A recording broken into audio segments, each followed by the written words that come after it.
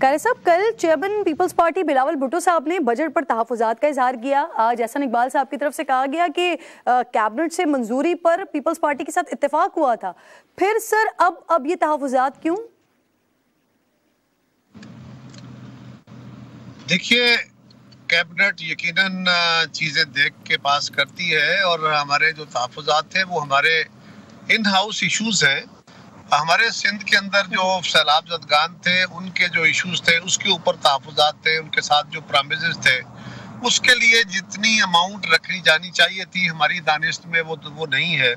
उस पे सिंध गवर्नमेंट के तहफ़्फ़ुज़ात थे वो एड्रेस हो जाएंगे। एहसन इकबाल साहब ने जो कुछ कहा है उसका बहुत सारा जवाब है, लेकिन वो अभी देना मुनासिब नहीं है। मैं नहीं समझता कि इसको मीडिया के अंदर बातें करके इस पे हम आपको एक और मिसालें दे दें। क्यों? इसलिए कि एनईसी के अंदर बातें यकीनन हुई। एनईसी में तो डेवलपमेंट प्लान जो एड्रेस होता है, लेकिन एनईसी के अंदर ब्रॉडर इश्यूज डिस्कस होते हैं। जब आप प्रपोजल्स लेके आते हैं तो वो सब्जेक्ट टू चेंज होती हैं और प्रायोरिटीज में बाज़ तब्दीलियां भी करनी पड़ती हैं। लेकिन जो बजट का बाकी हिस्सा है उसमें तो बहुत सारी चीजें आप आके असेंबली के अंदर जो पेश करते हैं तो उसके ऊपर डिबेट होती रहती है। इत्तेहादी जमातें भी करती हैं, अपनी जमात के अपने लोग भी करते हैं कि जी फलां प्रायोरिटी दुरुस्त नहीं है, फलां टैक्सेशन दुरुस्त नहीं है। ख्वाजा आसिफ साहब की तकरीर उठाएं, वो किसी हुकूमती वजीर की नहीं, एक अपोजिशन के लीडर की तकरीर लगती है, लेकिन उन्होंने क्या तनकीद की है? नहीं, उन्होंने हुकूमत के बुनियादी तौर पे प्रायोरिटीज को बयान किया है और मसाइब को बयान किया है कि रियासत के और हुकूमत के मसाइल हैं क्या और कौन कौन सी प्रायोरिटीज होनी चाहिए। इसी तरह अपोजिशन की जमातें भी हैं। तो ये बजट के अंदर या हमारे कुछ प्रायोरिटीज के अंदर एतराज़ात थे, उसको एड्रेस करने के लिए हमने एक मीटिंग की थी। सोमवार को उसकी दूसरी मीटिंग है, एड्रेस हो जाएगा। कमोबेश सर, जो बात आपने की है इसी तरह की बात एहसन इकबाल साहब ने भी की थी, लेकिन आप जो कह रहे हैं कि अब मामलात हल हो जाएंगे बातचीत से, तो सर फिर ये जलसे में बिलावल साहब ने क्यों की? क्या करने की जरूरत पेश आई? कोई जरूरत की बात ही नहीं है। उन्होंने क्या कहा? उन्होंने कहा कि हमारे तहफ़्फ़ुज़ात एड्रेस करें, हमारे कारकुनों को, हमारे सिंध के अवाम के साथ जो वादे हमने किए थे या पाकिस्तान के दीगर अवाम के लोगों के जो फ्लड ज़दा लोग थे उनके साथ जो वादे किए गए थे उनके वादों का ख्याल किया जाए। ये बात क्या गलत है और ये कहना कोई जुर्म है? मैंने कहा ना कि बिलावल साहब ने तो कहा, हुकूमत के अपने वज़रा कह रहे, मैं कह रहा हूँ, मैं भी कहता हूँ, मैं हुकूमत का हिस्सा हूँ। ख्वाजा आसिफ साहब ने कहा, बाकी लोग कह रहे हैं। तो ये कोई कारी साहब, बिलावल भुट्टो जरदारी साहब ने बहुत बड़ी बात की है। वो कह रहे हैं सैलाब मुतासिरीन के मसाइल को अगर एड्रेस नहीं किया गया तो वो बजट मंजूरी का हिस्सा नहीं होंगे, सर साथ नहीं देंगे।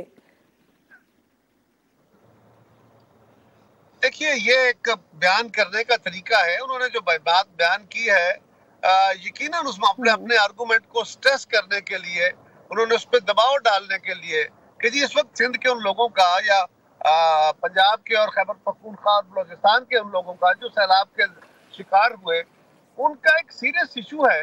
उसके ऊपर अपने आर्गूमेंट को मजीद जोरदार बनाने के लिए, वजन डालने के लिए उन्होंने ये बात की है और ये मामला ऑलरेडी डिस्कशन में है। परसों इस पर मीटिंग हुई थी, कल फिर हो रही है, इंशाल्लाह ठीक हो जाएगा। ठीक, अच्छा सर, बिलावल साहब ने कल ये भी मुतालबा किया है कि जो वजीर आजम के आसपास लोग हैं ना, वो उनको उनके वादों पर अमल नहीं करने दे रहे हैं, तो वजीर आजम साहब उनसे हिसाब लें। कारी साहब, किन लोगों की बात की है बिलावल साहब ने?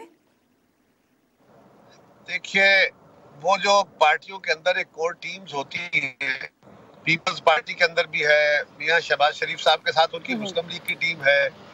तो ये हर जमात के अंदर कुछ लोग होते हैं जो अपनी क़यादत के ज्यादा करीब होते हैं, वो उनसे फैसले कराने में उनकी मशावरत शामिल होती है। तो अगर कोई ऐसा अमल, कोई ऐसी बात जो हमारे बार बार याद दहानी के बावजूद उस पर अमल दरामद नहीं हो सका और हम वज़ीर आज़म साहब तक रसाई की है, तो हम उनको यही कह सकते हैं ना एक दोस्त के तौर पे कि जी आपके साथी, आपके कुछ टीम मेंबर्स जो हैं वो शायद वो आपको ये फैसले नहीं करने दे रहे, उनका जरा उनको ख्याल करें, उनको कंट्रोल करें। तो ये बात इस गिले की सूरत में हो सकती है। इससे इख्तलाफ और लड़ाई कहाँ से आ गई? जी, कारी साहब, बिलावल साहब ने एहतिसाब की बात की है और यहाँ पर बजट से रेलेवेंट दो ही इंपॉर्टेंट लोग बनते हैं, या इसहाक डार साहब बनते हैं या एहसन इकबाल साहब बनते हैं, और वजीर आजम साहब बिलावल साहब मुतालबा करें कि एहतिसाब किया जाए इनका। एहतसाब से मुराद ये नहीं है कि नैब को केस दिए जाए, एहतसाब से के जो वादे किए गए थे क्या उनके ऊपर प्रॉपर प्रायोरिटाइजेशन की गई है, उनकी प्रोजेक्शंस दुरुस्त हुई हैं, उसका हिसाब किया जाए, इनसे लिया जाए, इन दोस्तों से। और वजीर खजाना और प्लानिंग एंड डेवलपमेंट के वजीर हमेशा ही हर गवर्नमेंट में वो मातूब होते हैं। हमारे चीफ मिनिस्टर हैं, वो खुद वजीर खजाना भी हैं सिंध के। तो जब भी आप बजट की तकारीर सुनेंगी तो वजीर खजाना तो मुर्द इल्जाम होंगे, उनसे लोगों को, अपनी जमात के कारकुनों को, अपने साथियों को शिकवे होंगे कि आपने इस एरिया में प्रेफरेंस नहीं दी, इस एरिया में नहीं दी। तो मुस्लिम लीग के अंदर भी जिन लोगों को गिला होगा वो इन दोनों आसाब से होगा और कोalition को भी इन दोनों से होगा। लेकिन इस गिले का मतलब ये तो नहीं है कि हम कोई खुदा न खास्ता ये कह रहे हैं कि उनसे ठीक। अच्छा कायरे साहब ये फरमाइएगा सर, जिस दिन कैबिनेट से बजट मंजूर हुआ उस वक्त ये खबरें आई कि तनख्वाह में इजाफे के मामले पर, जी जी सर, सर अगर आप मुझे सुन सकते हैं तो ये फरमाइएगा, जिस दिन कैबिनेट से बिल मंजूर हुआ था सर उस दिन ये खबरें आई थी कि तनख्वाह में इजाफे के मामले पर आप में और मुस्लिम लीग नून में, इन दोनों जमातों में कुछ इख्तलाफ हुआ। फिर उसके बाद ये खबरें भी आई कि पीपल्स पार्टी के मुतालबे पर ही तनख्वाह में इजाफा हुआ। सर ऐसे ही आई?